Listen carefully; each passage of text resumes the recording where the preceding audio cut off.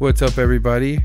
Sorry for the lack of episode last week. We ran into some technical difficulties. Basically, I don't know how to record my shit. I'll take the blame. I don't know how to record my shit, and as a result, it could have come out, but you would have heard me like that, and nobody wants to hear that.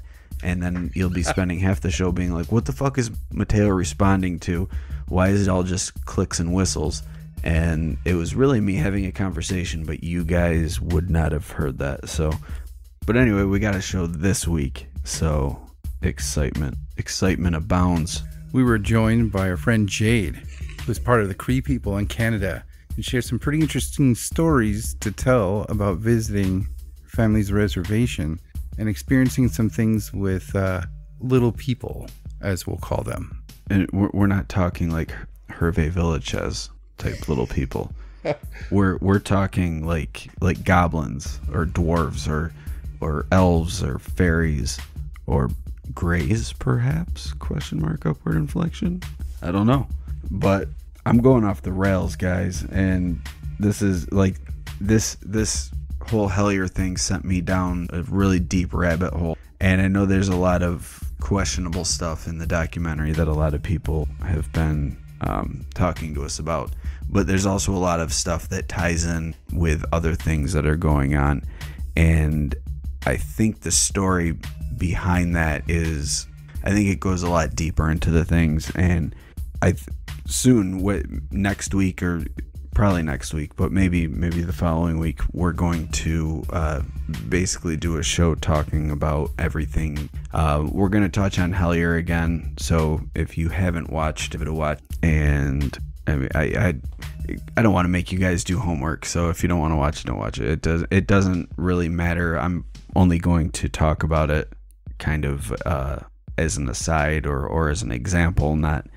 We're not going to do another episode based on the thing. It's just going to be a lot of connections that have occurred since watching it, and just talking about that. I'm going to sound like a fucking maniac, and so I apologize in advance for that. And hopefully Mateo can rein me in if I go too off the rails. Well, I'm letting you run wild. I love it. Oh, no. Awesome. Oh, no. All right. Well, Miss Jade talks about a lot of stuff that connects with what Mike's researching as well. So thank you, Miss Jade, for coming on and sharing your story. Again, sorry for the lack of episode, guys, and thank you for sticking with us. We should have everything sorted out. The other cool thing is, too, after that Hellier episode, is we had another listener that wrote into us with a goblin story. Oh, did he refer to them as goblins? I can't remember. Me neither. Yeah, but it's the same sort of thing though, and it was just cool that like right at the same time we had two people write into us with their experiences. So I'm really interested in how widespread this sort of phenomena is, and it's just kind of it's pushed my interest even further into this stuff. So anyway, we talked to Jade about all this wacky shit, and we hope you guys enjoy the interview, and we love you guys for sticking around, and I hope that you stick around after I go way off the rails. I can't wait. I can't wait.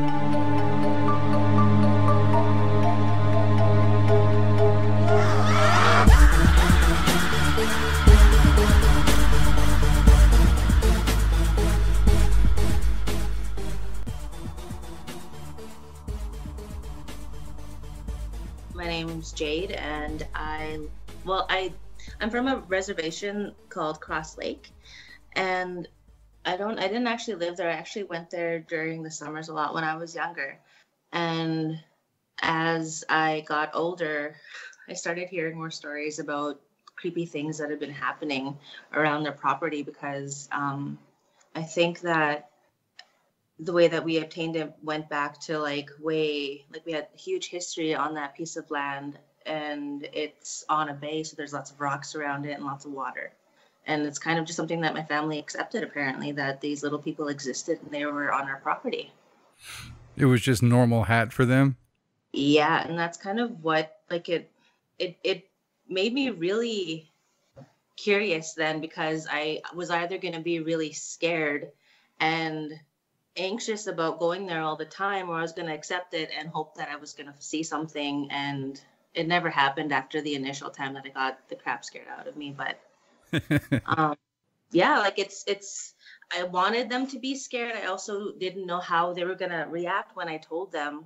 But that wasn't the reaction that I was expecting. It's just that, it's what happens. There's little people. Don't go near them. Don't play with them. Don't follow them anywhere, that type of thing. Yeah, you can kind of picture your parents or grandparents saying something like that about ghosts or something, like, oh yeah, ooh, there's spooky things that happen here. It's just part of folklore or playing with a kid. But when you bring up that you saw miniature beings and they're like, yep, yeah, that has to throw you for even a bigger loop. Yeah, like ghosts even. We had pictures that would circulate around our family where you would actually be able to see like deceased family members. That would be kind of like there would be a cutoff of the photo, and you could see in this short little space that there was, and it had to have been maybe, I would say 3 centimeters of the photo that was kind of almost like there was a sun or a reflection or something that screwed it up when the picture was taken. But you could see the silhouette of my, I think he was my grandpa Gabe. Exactly. And then there's a photo of him on the other side smoking a cigar. And so you can totally see like it's his profile. Wow. And they'd show us and they'd tell us like, yeah, like there's ghosts, there's aliens, there's Weetigoos, there's Windigos, there's, what's the one for devil? That's Weetigo? Yeah. And when after you had your this initial experience of seeing these little things, and you talked to them about that, all these things were just normal in the area to them, or just these little people type things? It was all normal in the area. Like when I was really young, I'm a really sensitive person, very emotional. I feel things really strongly. So of course I have to deal with depression on top of that. But when I was younger, I hated going to visit. I liked being on my family's property, but something about going to the reserve always made me sick. They had to give me like a sleeping pill when I was on the way there because I would be car sick. And then when I got there, I would be sad for like 2 or 3 hours until I finally got into the motion of things at my auntie's place. And my auntie's place she lives now on that property. Like there's an old house and it's super old. There's not even like running water, but like it's the town. Have you ever done any research about the area on your own?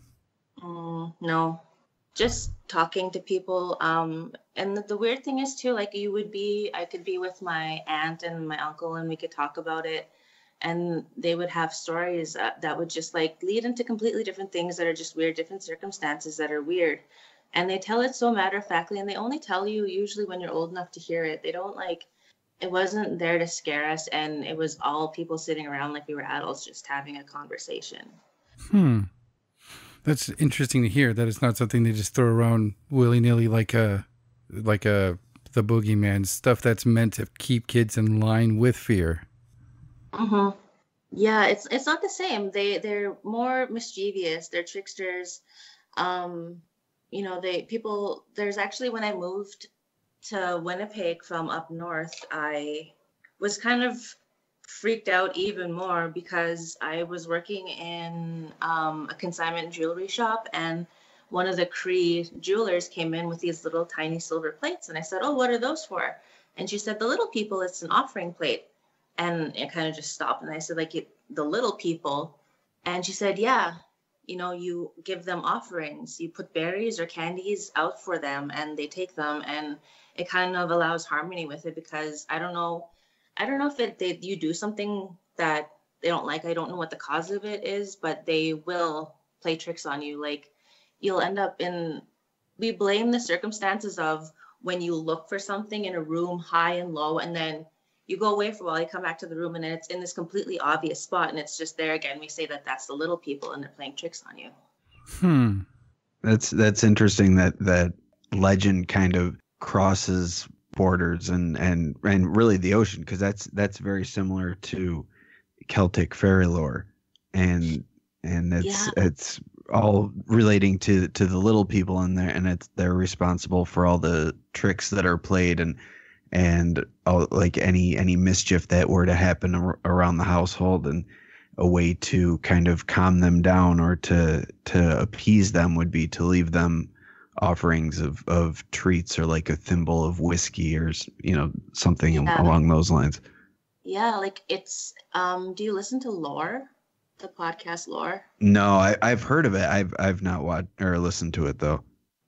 He spoke on there too of the Hilda folk or the Halda folk or something. I think it might have been in Sweden, where they were told that they weren't supposed to do construction around this stone because it was sacred. Oh, when they were building the highway? Yeah. Like fairly recently. Yeah, I remember hearing about that. But and it's the same deal with their mythology too. And it's the same type of spirits or beings that are existing. I didn't hear about that. Did they end up building around this stone, or? Yeah, they built it. The highway goes around the stone. Nice. Because they wouldn't move it. Yeah. It's not that they couldn't move it. It's, well, from what they said on Lore, and that's as far as I researched it. But like I said, my knowledge extends just to Lore. But they said that they were working to go through it. They were just going to do it anyway and go around it. And what ended up, go through it. And when they were getting closer, that like their tools would break, machines would break. They just ended up with so many problems that they decided, okay, obviously there's something to this, and so let's go around it. And so once it was all changed and moved around where that stone was, and they weren't disturbed anymore, that's when everything was okay again. Oh wow! Oh wow! I didn't hear about that. I heard it was they didn't do it due to like the local population fighting against it, like because of their belief in the little people. I didn't hear about that. That's pretty crazy. Yeah, he went into further explanation of actually what was happening, and I don't know, like it's all dependent on how good his research was, right? Like, but that's just that whole thing, like the parallels. I could never forget what happened, and I just started kind of putting it together because, like I haven't seen the documentary on YouTube. I couldn't watch it after they started talking about goblins. There's also an Outer Limits episode that scared the shit out of me, and I since can't find about these little gray men with red eyes and white hair that were like stabbing people. Ooh, I want to find that. Or yeah, they were trying to kidnap people, and I just remember that the scene in my mind was that there was about 4 or 5 of them, and they were crawling all over this girl trying to like confine her so they could carry her off to a cave or some shit. Whoa. Yeah, so I seen that when I was younger, and that scared me. I didn't watch that, so I didn't want to watch this other one and get all spooked up again, because it really it makes me nervous and shakes me up a little bit. Yeah, can you tell us about this experience that you had with seeing these things? I had 2 experiences that was like it directly was them. So what happened was it was about 4:00 in the morning, and my auntie has this like really awesome extensive movie collection. So we were up till the wee hours. It was me, my cousin Jamie, and my mom. And me and Jamie went into the kitchen to make ourselves a sandwich because we were hungry. So he finished his, and I was just chilling. And I was watching the sun come up because, like I said, my auntie has a huge bay window overlooking the lake. And I don't know, distance-wise, I would say probably about the distance of 2 city blocks is how long her driveway is. So we're that far away from the rest of the community, and it's surrounding, like it's a huge plot of land. So nobody was going to be dicking around there. No one was going to be like, I thought of that. And I know that my cousins weren't actually even in town. It was just us, my auntie and my uncle, that were there. And as I was watching the sun come up, I noticed movement in the corner, and I looked, and what I noticed was these 2 fingers coming up, and they were this gray green hand. And I knew it was going to turn into a hand, but I didn't want to see what else was going to come up with it. I felt my blood run cold, and I closed my eyes, and then I just said like, Mom, like this whimper. And she said, what? So I ran to the direction of her voice and I dove in bed with her, and I was laying there and I'm thinking, like, if I tell her that I just seen something, the whole house is going to go into chaos and these things are going to kill us.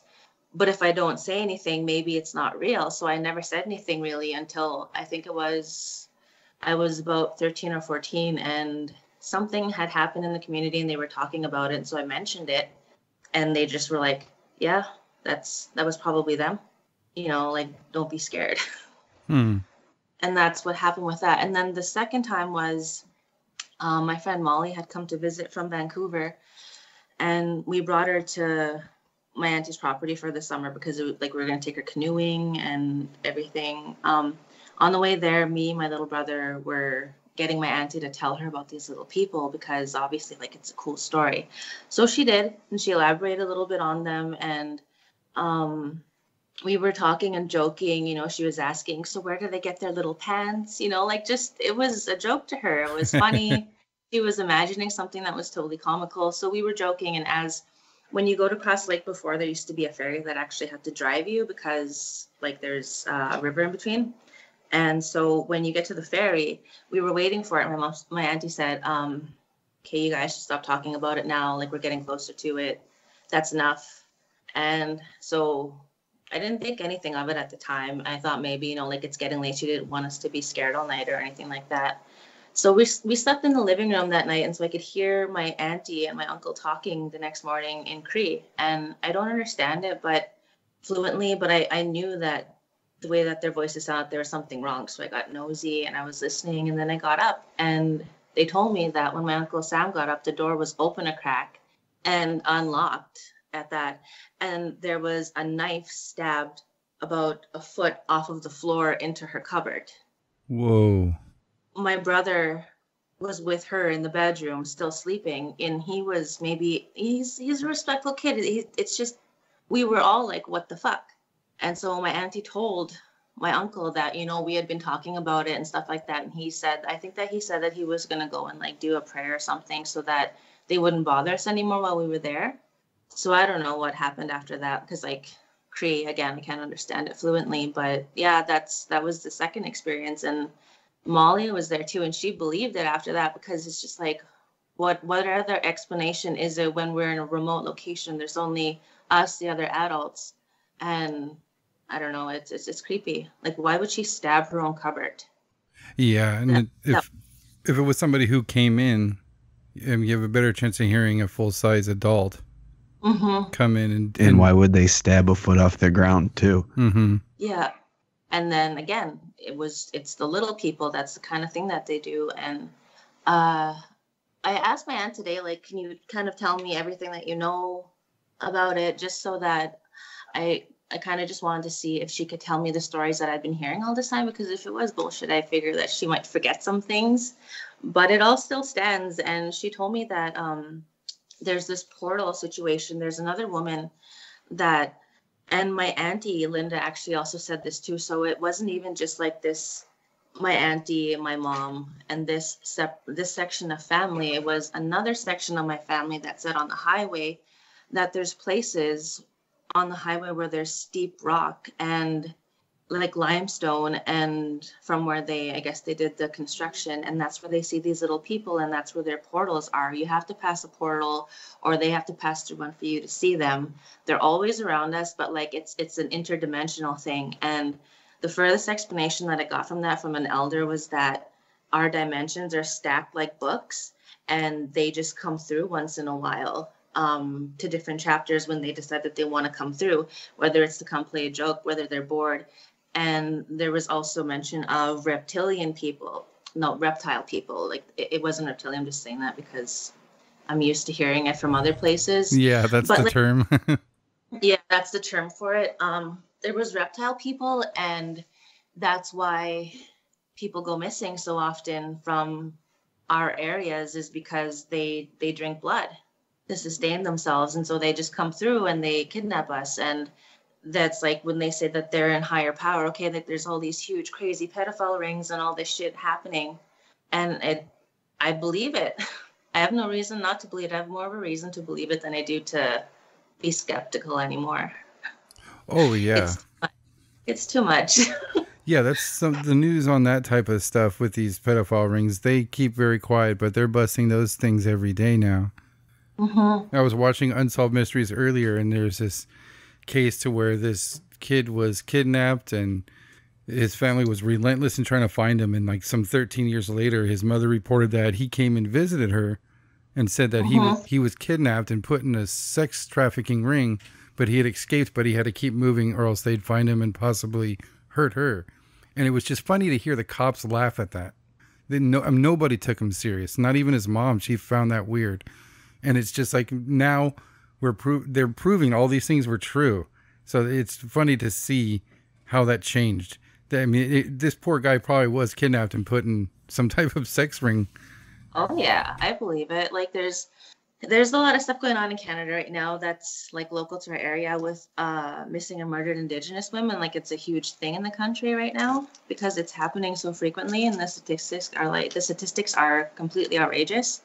And I'm not saying that this has anything to do with all that, but yeah, like it's crazy. Who knows what's happening? And like Cross Lake's kind of creepy because I don't know if you would have heard about it at all being in America, but it was kind of national news here that they had like one of the highest suicide rates for either a Canadian reserve or in Canada, because it's just such desolate, and I mean there's no opportunity there, right? So it's got this energy about it that I don't like to mess with. That's interesting. Mike, didn't you mention something like that when we covered like the Slender Man episode? Like the haunted location type stuff? I probably did at some point, I'm sure. Yeah, I think it was that Canuck Chase. We covered that in that episode. But yeah. I think you had mentioned specifically they were reporting in reservations a high suicide rates.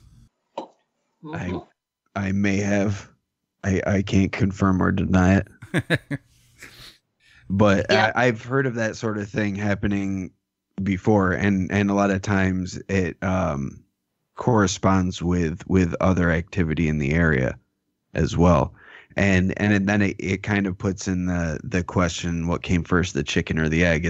Is weird shit happening because people are killing themselves and there's ghosts, or is weird shit happening and people are committing suicide as a result? And what's causing the suicide? Because a lot of these cases aren't people that are, particularly depressed or have bad things going on in their life that people close to them are aware of, yet they're still showing up in suicide situations. So it seems kind of weird.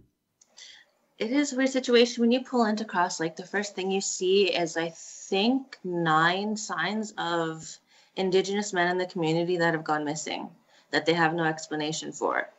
Like either it's a conspiracy silence, and it's just like it honestly very well could be just generations of intergenerational trauma and like sociological causes, and I would sooner believe that than it's something spooky that's making them kill themselves. But the fact of the matter is just like there's this energy that's in that area, and I don't understand it.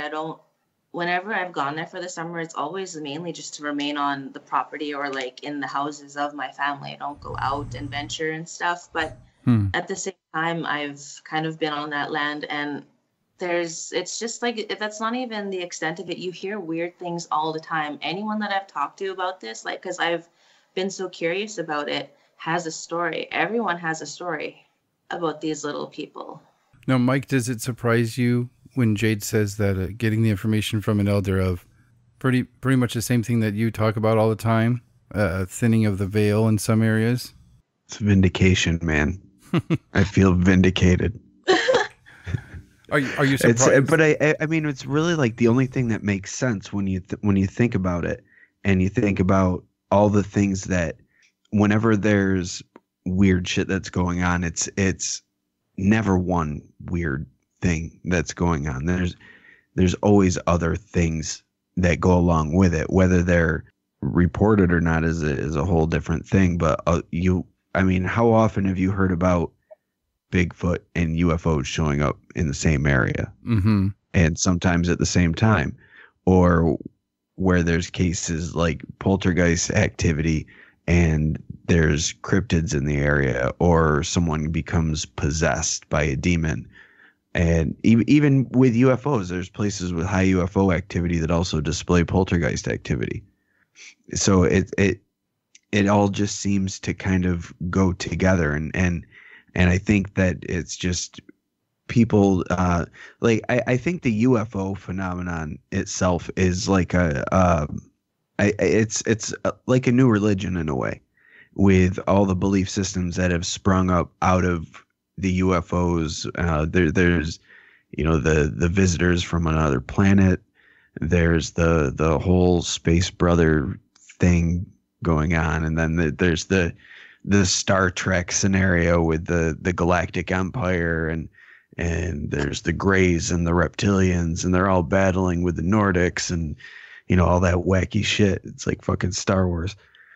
But there's all these different ideas behind it, and going back and looking at the Bible and seeing how similar phenomena is described, and certain miracles, the way like we talked about the miracle of the sun, and that sounds an awful lot like a UFO. Like if it wasn't seen through the eyes of the Christian faith, I don't think that it would have had any ties to a religious experience. Yeah, and even the visitations from the being that was posing as Mary, even that seems kind of weird, and the fact that that she wanted the children to wear the hair shirt and do the self-flagellation, that doesn't seem like the Mother of Mercy,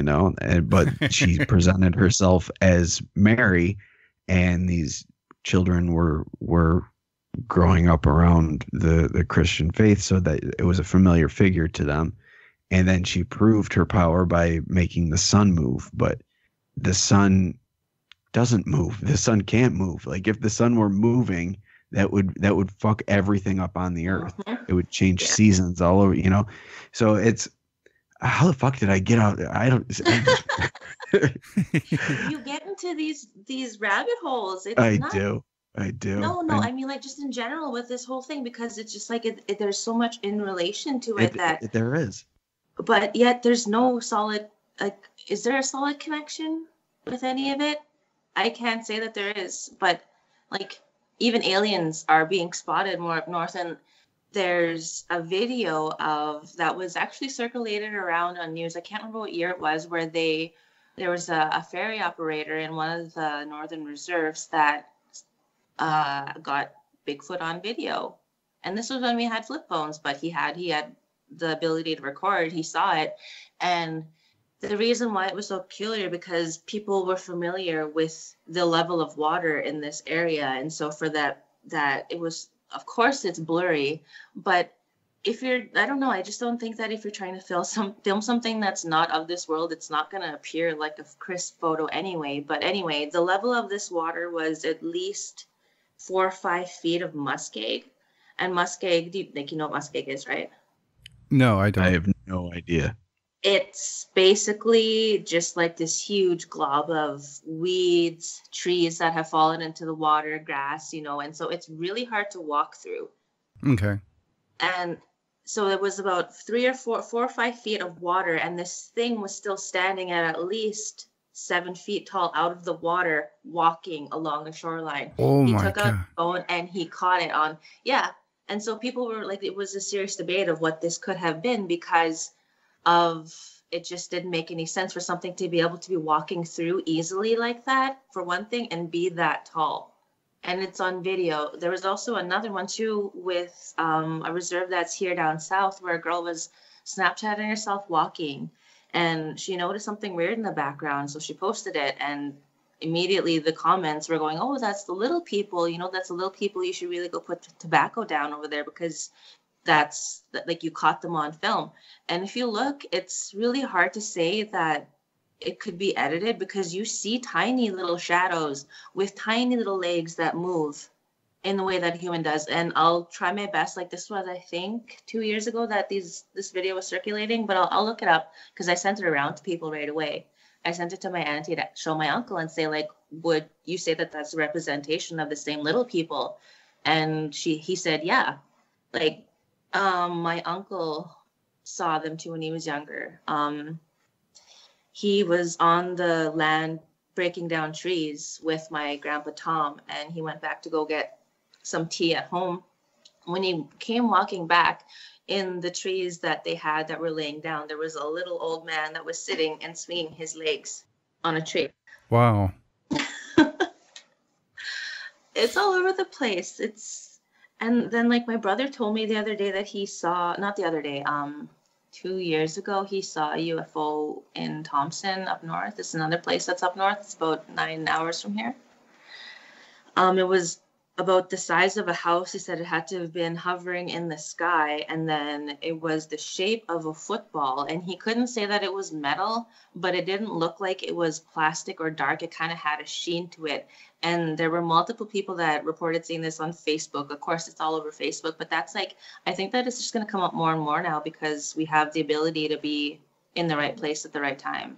Oh yeah, cell phones definitely impact that. I mean, I've said on the show, I've had one UFO experience, but the way I confirmed it was going to YouTube and see if anybody else had posted it. And sure enough, I mean, same city, same area, they were commenting. It was just confirmed. I wasn't seeing anything. And even just that ability, just to instantly connect and find out and pinpoint stuff has a big effect on all this type of stuff. Yeah, and then all that happens is people just are left figuring like, what could it have been? You try to find all the logical explanations of it, but it's like, no, there's just spooky shit happening all over the place. Yeah, they just seem to overlook that. There's so many mysteries and stories and footage and videos and photos that people just go, oh, that's weird. And I just go, no, wait, it's not just weird. You can't explain that. Even when people get faced with stuff that's unexplainable, they just chuckle it away. But what if it's not something that's unexplainable? What if it's more something that we just don't understand, and it's just part of the natural world? It's just the way, the way the world is, but we don't have an explanation of it because we're stupid monkeys.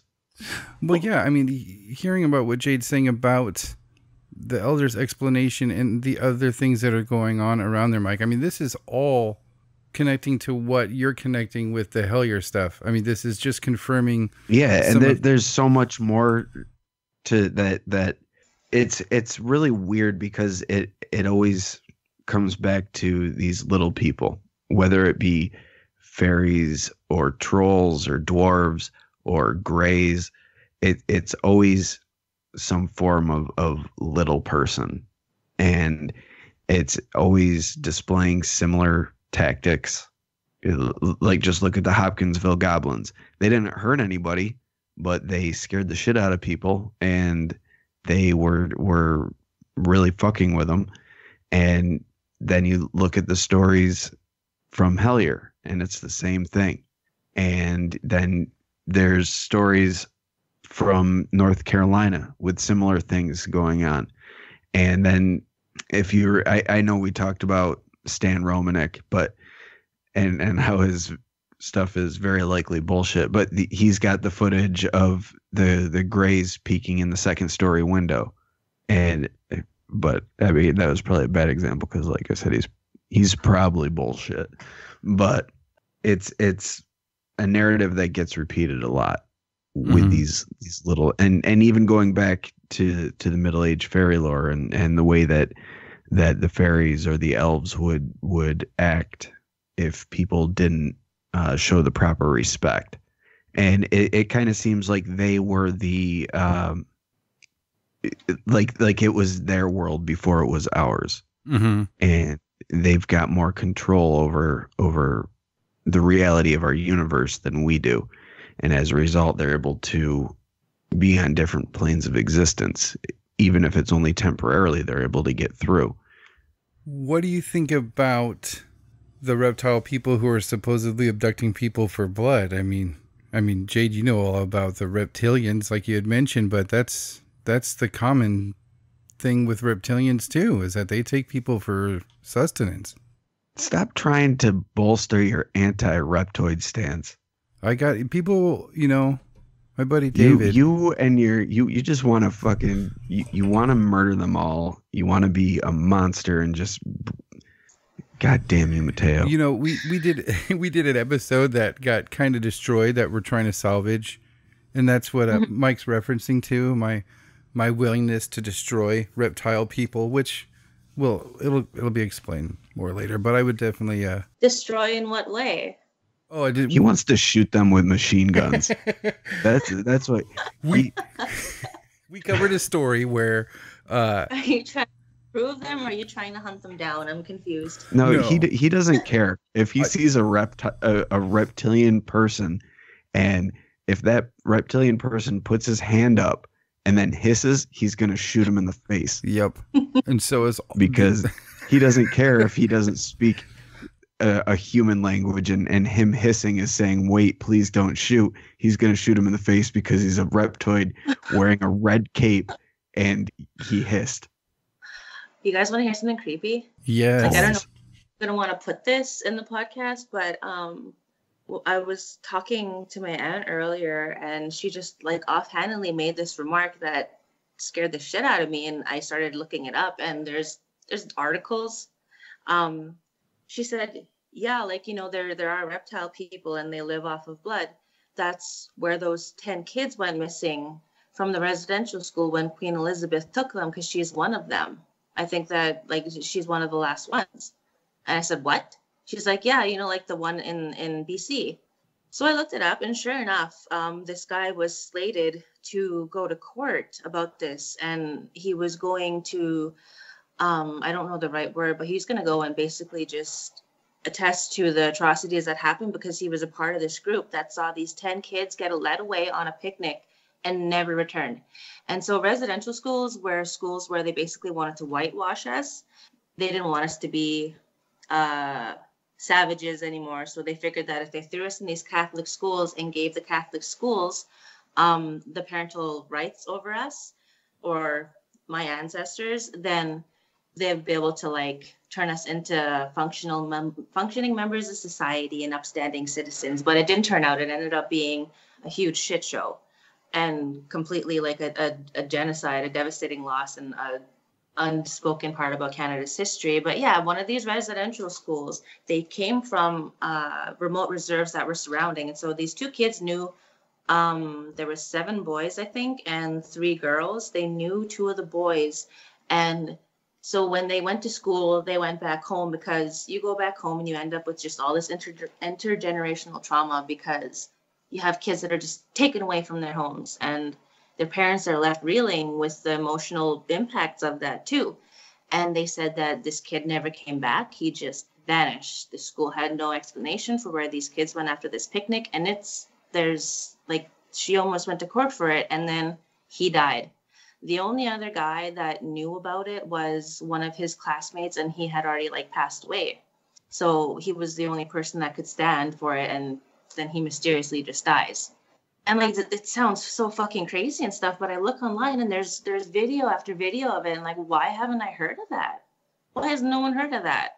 Yeah.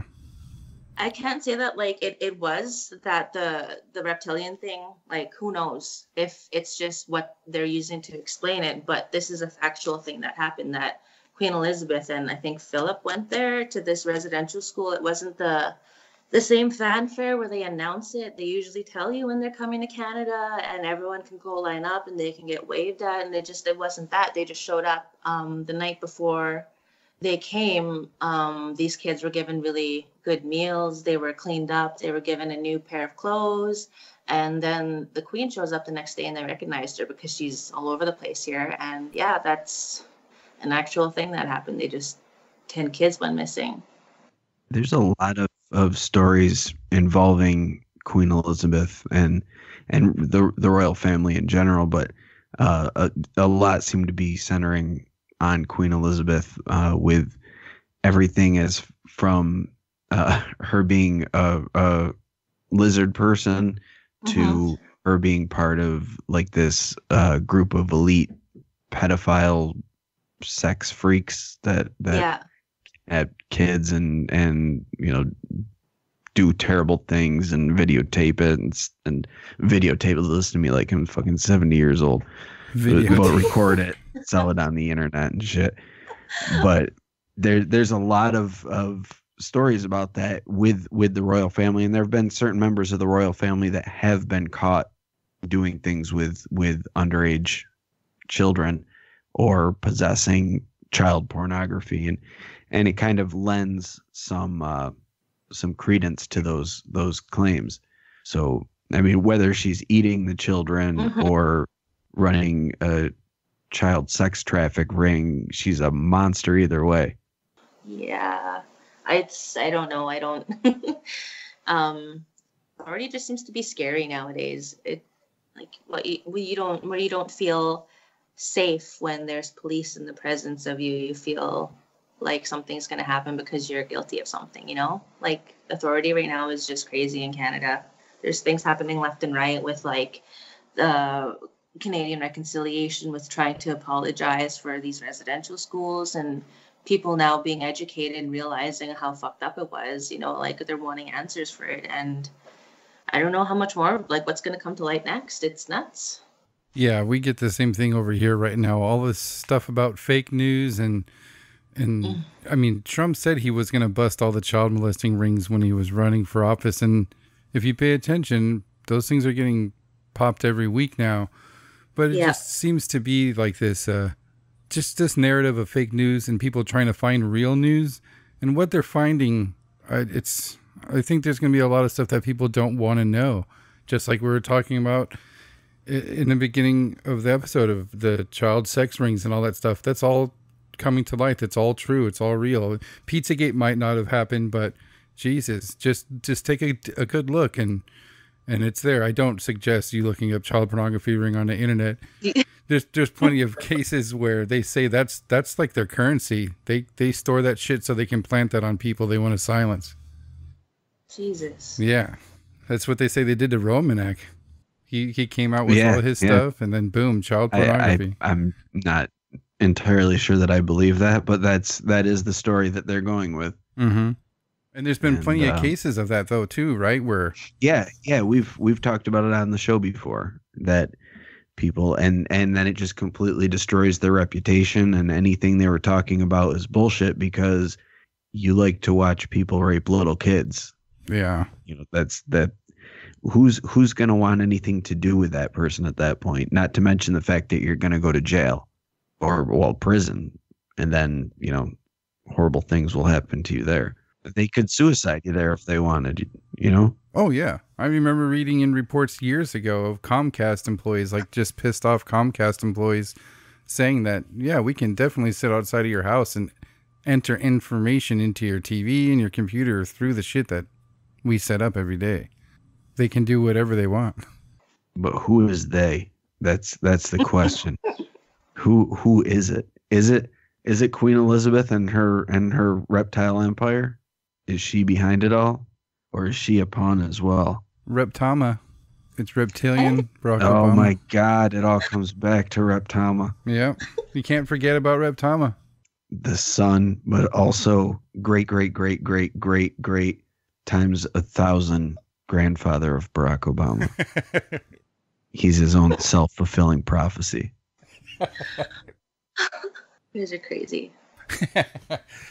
Oh man, so yeah, I'm gonna start keeping my eye on the news over in Canada about the missing people, because I mean that's a big old connection, Mike. You're just talking about the 411 and people disappearing over there. That's scary, especially with all this talk of little people and other weird happenings and creatures running around. Yeah, that leads me to a question I had for you, Jade. You said you were sensitive and you're very emotional. I totally know what you mean by that. When you said you saw these things, obviously it scared the shit out of you, as it would anybody.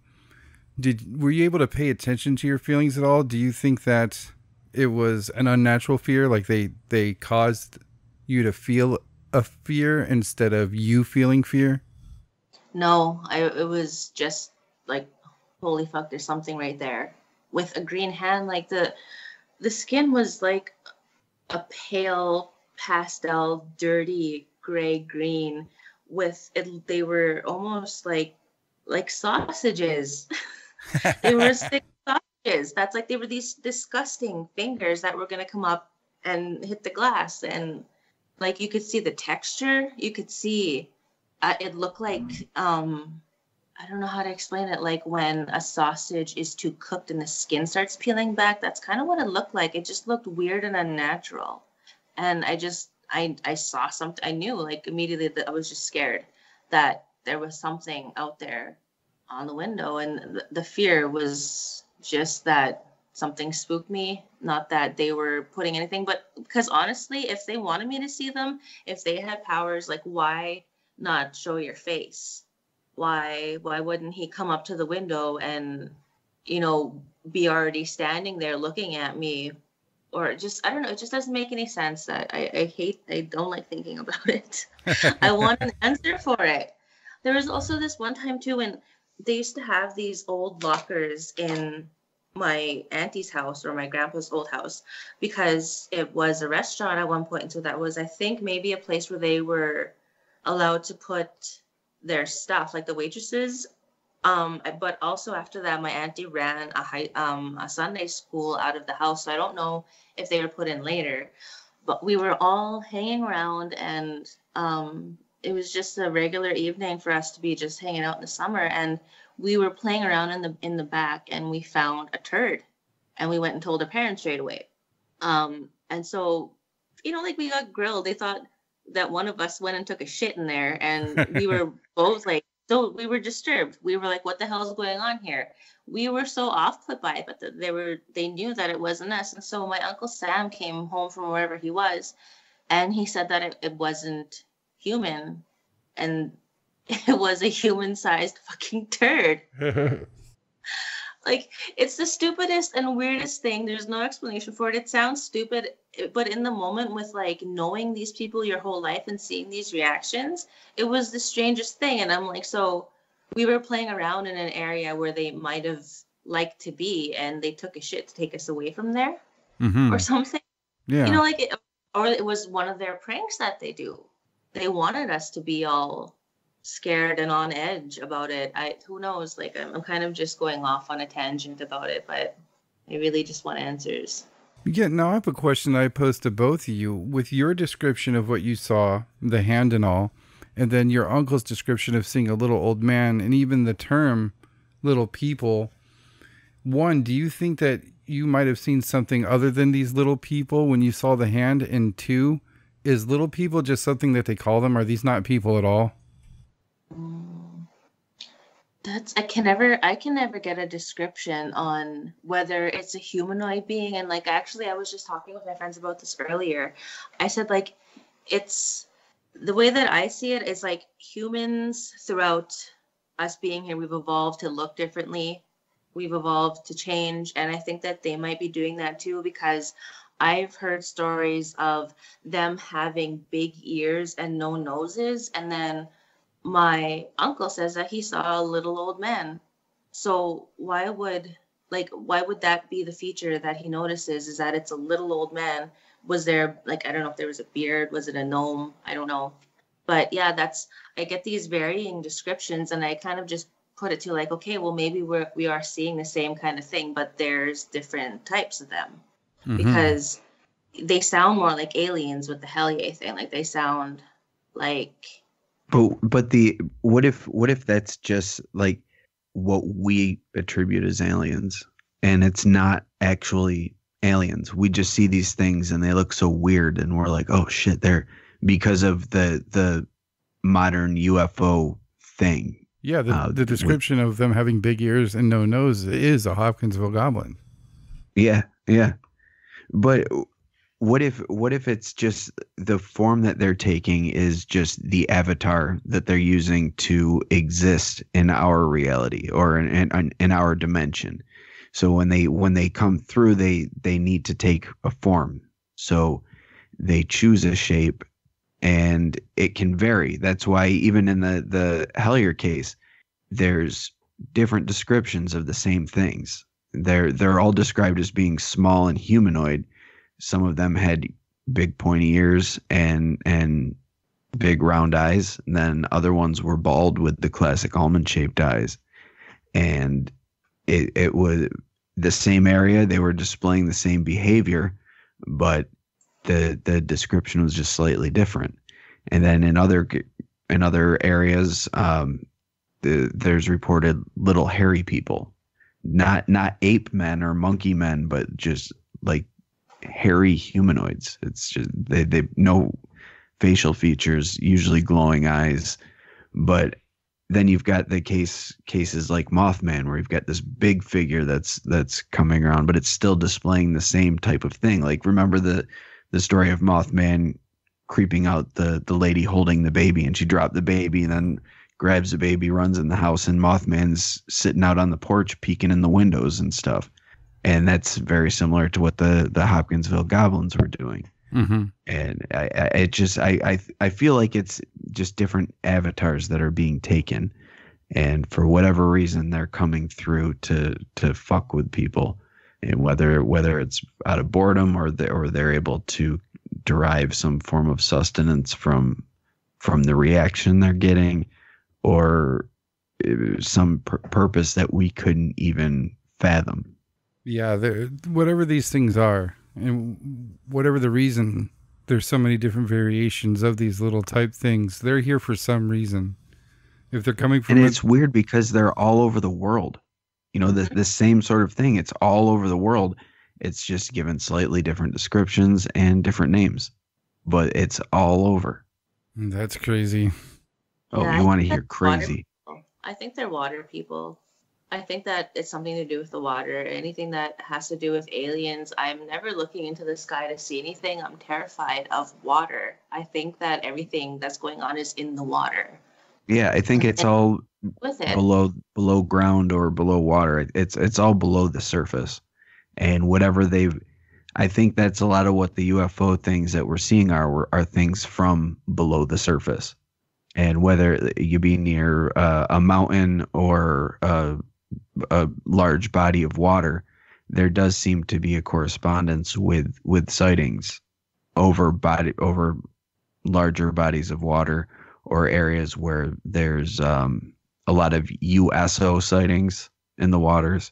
And but people that witness them say they see them coming out of the ocean flying into the sky, or coming out of a lake and flying into the sky, or coming out of a mountain and flying into the sky, or flying into a volcano. It's I don't know if either of you guys have seen it, but there's a video of this weird like cigar shaped craft flying into a volcano.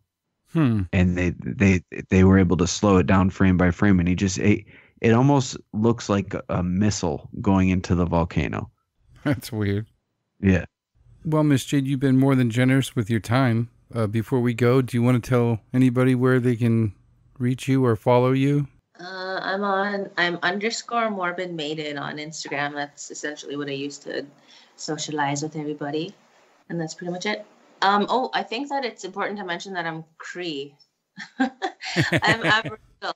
I'm Cree. This is the territory, because I feel like if somebody is going to hear this and they're Ojibwe or they're from a different place, they're going to have different stories, explanations, and everything for it. And I think it's always just going to be different because it's coming from our elders and it's coming from people who are telling different stories and different descriptions of things, right?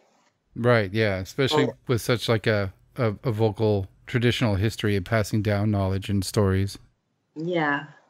So I'm not saying that mine is the definitive absolute truth, but that's, if you have respectable people telling you that this is going on, then why would they lie? And is there to lie? Yeah, there's not too much to gain from any type of lie, so especially when it comes to talking about stranger things like this. And it makes it even more important when it's like ancestral knowledge that's passed down and it's still being upheld. Like, there's got to be some reasoning that these beliefs are still being held on to, and especially when it's corresponding with actual phenomena that's occurring, that kind of seems to back it up. It's not like new beliefs that are based around the phenomenon now and given old, an old spin to it. These are actual beliefs that are passed down from generation to generation, and the things they're talking about are still going on. Mm-hmm. Yeah, they're still very relevant. Yeah, like I've passed, like other than that, I've really had nothing else, ghosts and stuff, but I feel like it's because I want it to happen, that it's not going to happen for me. It sucks. Is that like just another further, like just to believe again that I believe what happened before, but it's now it's just like I'm chasing, I don't know how to explain it. I'm chasing a wild goose. I'm on a wild goose hunt. Yeah, that's first time I saw something like that with a ghost or something like that. It's definitely wanted answers, and you know, I don't know if it was unfortunate, but there was just a lot of religious people in my family at the time, and I don't know if those answers helped or not. I don't know if being told it's a demon helped me at all. That didn't give you any comfort? That's weird. No, because they were everywhere. I see demons. Yeah. I fucking hate that. My auntie was so religious for a while too, and she had the Sunday school, and I was going through my goth phase, and I had posters of, you know, Slipknot, Manson, everything that I could find that had, you know, beautiful darkness to it. And she came in to visit, and I went out of my room, and I told my mom, like, I think we got to clean out the vent in my room because the heat's on, but it's so cold in my room all the time. And then she turned to me and she said, "Oh, it's because you invite the devil in there with those images." And I'm like, okay, the demonic lent in my vent is making my room cold. Yeah. Oh, yeah. Gotta look out for those dust bunnies, man. Yeah. Get you every time. Something happened, and she told me that the little people did it. I'd believe her instantly. But if she told me anything about like demons, I just don't believe in it at all. But it's probably her fault because when I was there, she did this really. It was. I think I remember you guys talking about how like you don't tell stupid stories to instill fear in your kids. Mm-hmm. You don't believe in that. Well, she decided that it was a good idea when I was about 5. No. I was maybe, it was about the same age, 7 or 8, because I spent a lot of time there in the summer, and they decided that it was a good idea to show me this video called A Thief in the Night, and it was about the apocalypse and how if you didn't accept the mark of the beast that they were going to chop off your head with this huge guillotine. Whoa. Yeah, it was like this. That's not traumatizing at all. The religious side of her, yeah. She wanted to scare me, and it ended up just giving me this I wound up just looking at like rotten.com when I got a computer for the first time because I had this really morbid fascination after it. But the religious stuff just doesn't work for me. Yeah, so it goes. It seems like that's the natural path of humanity these days. All the churches report like record low numbers of attendees. I'll find those videos for you guys, though. There's the one with the Bigfoot, the one with the little people, and I think that there was one recently just showed on Facebook, actually, that was shared. I might not be able to find that one, but it was about these lights that everyone was seeing in this reserve, and there's no light pollution. So they're going to be seeing things in the sky that everyone else is going to miss. And it was super scary and convincing because I never believe alien UFO videos. I'm always really skeptical of them because I know there's always things floating around in the sky, but these things were doing creepy things.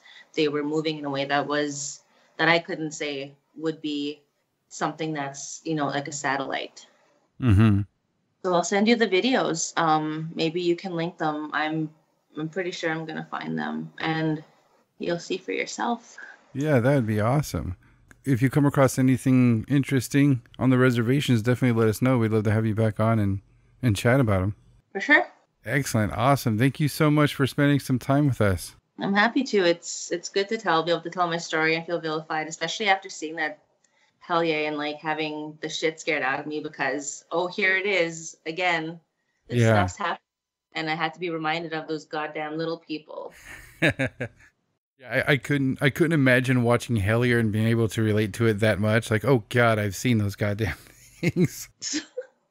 I stopped. I haven't seen the whole thing at all. And I don't know if I'd be able to watch it. I feel like kind of a dick because you guys were so insistent on like, you should check this out. It's so interesting.